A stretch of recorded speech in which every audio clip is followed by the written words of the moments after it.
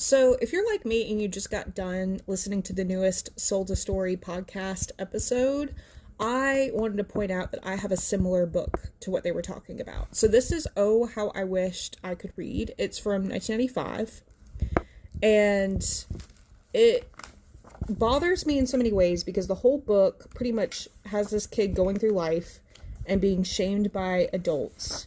And at one point even cries because he's angry and sad that he can't read. And so his life is so hard because he can't read. And it's really talking about literacy, right? But the problem I have is they're assuming that he's choosing not to read.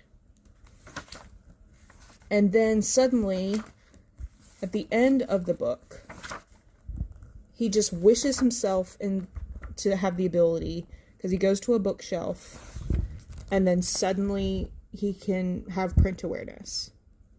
What bothers me is that most people would read this book and think, oh, that's such a good story for kids, not realizing that it never talks about the 44 phonemes.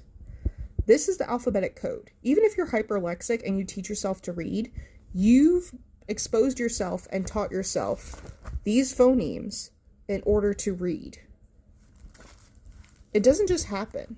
It doesn't even happen with memorizing sight words. These sight word lists, you can't hold that much information in your short-term memory.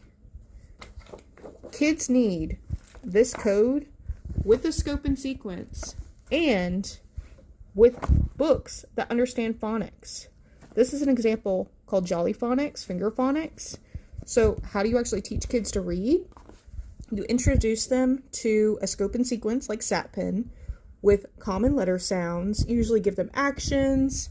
You give them a way to have a multisensory or tactile ability. So when you can read S-A-T, or you know the sounds for S-at, then you can go on the back here, and then you can already decode most of these words.